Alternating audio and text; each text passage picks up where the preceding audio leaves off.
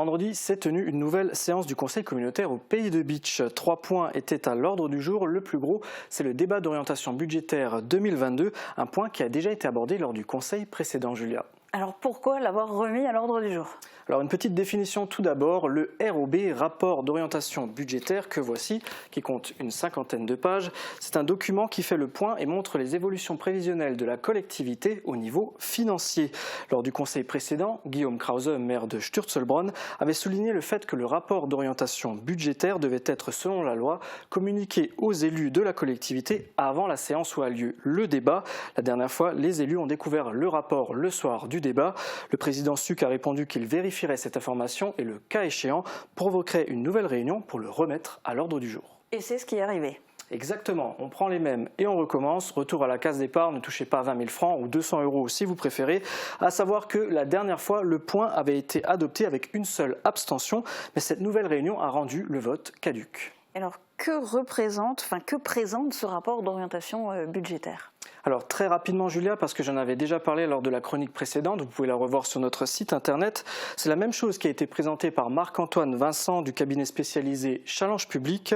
Les recettes fiscales de la Comcom ont augmenté grâce aux aides de l'État. À la place de la taxe d'habitation, la collectivité touche actuellement une fraction de la TVA.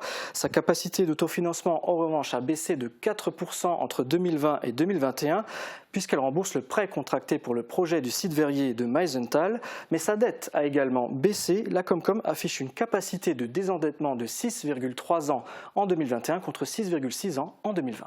Et quels sont les projets pour 2022 ? Alors ils sont nombreux et ça va être difficile de tous les concrétiser cette année.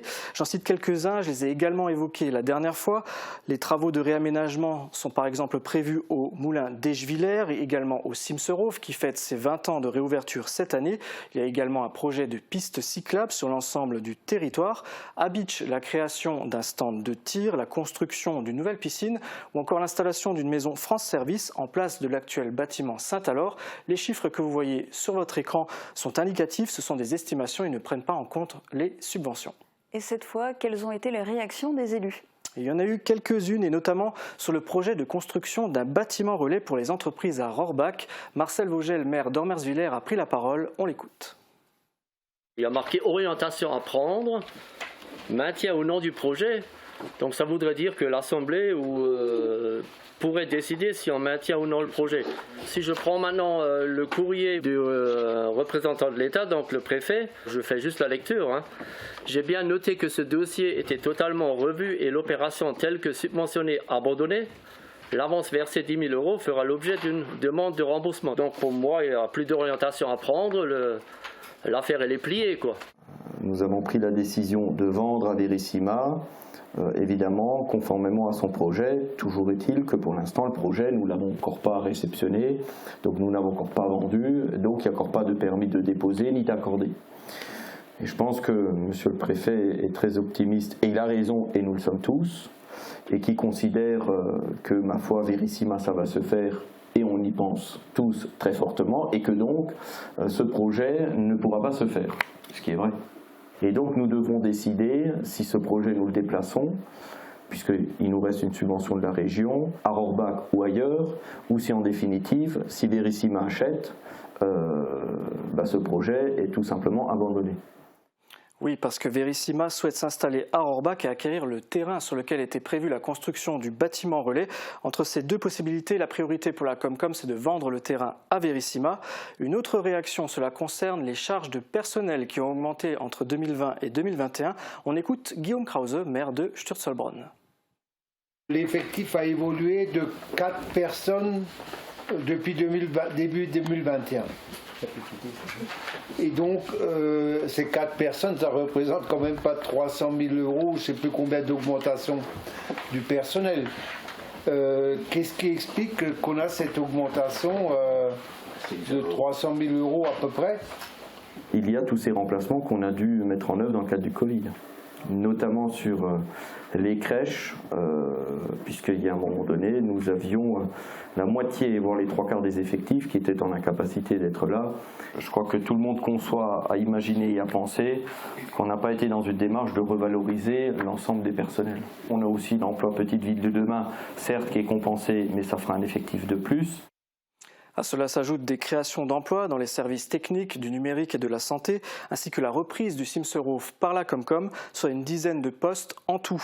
Un autre projet qui a suscité une réaction, l'étude sur les compétences eau, assainissement et GEMAPI. La GEMAPI, c'est la gestion des milieux aquatiques et prévention des inondations.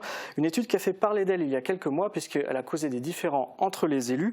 Marcel Vogel est revenu sur le rôle du SDEA, syndicat des eaux et de l'assainissement d'Alsace-Moselle, vis-à-vis de la Comcom. On l'écoute.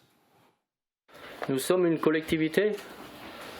Nous missionnons un bureau d'études à plus de 130 ou 150 000 euros pour auditionner une autre collectivité dans laquelle nous avons plus de 40 membres, 4 vice-présidents et un président. Ça me dérange énormément de faire ça parce que ne sommes-nous pas capables d'apprécier la bonne foi de cette autre collectivité dans laquelle nous sommes pleinement engagés, inscrits. Nous ne lançons pas une étude pour auditionner une collectivité en particulier. Nous lançons une étude pour faire un état des lieux des compétences que nous exerçons. Par exemple, la GEMAPI. Et ça tombe bien, puisqu'on a eu un débat très intéressant sur la question des fonds GEMAPI, de leur destination, fonctionnement, investissement, du coût réel, de ce qu'il nous faudra ou de ce qu'il nous faudrait. Cette étude devra y répondre. Je crois qu'aujourd'hui, nous ne sommes pas en mesure, au travers de la fraîcheur de cette compétence, des recettes fléchées et des interrogations, de pouvoir avoir une analyse tout à fait objective. Ces études sont fortement recommandées par l'Agence de l'eau, qui reste le financeur unanime sur toutes ces questions. Une étude qui mènera donc sur la réflexion de continuer à travailler ou non avec le SDEA. Le débat d'orientation budgétaire, ou plutôt sa présentation, a ensuite été soumise au vote. Le résultat, c'est une voix contre, celle de Marcel Vogel. Et y a-t-il un autre point dont tu souhaites nous parler? Oui Julia, une fois n'est pas coutume, on en parle quand même souvent, c'est les ordures ménagères et plus particulièrement cette fois les biodéchets. À partir du 31 décembre 2023, il sera obligatoire d'avoir une collecte séparée ou de valoriser les biodéchets.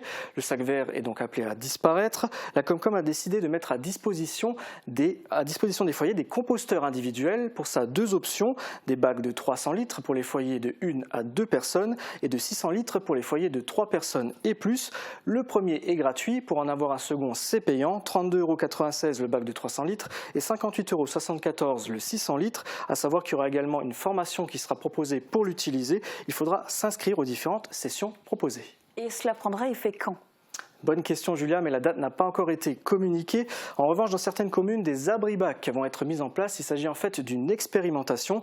L'idée, c'est de ramener soi-même ces déchets verts dans les bacs, donc une borne d'apport volontaire en fait. Un système qui sera utilisé dans les logements collectifs qui comptent plus de 10 logements.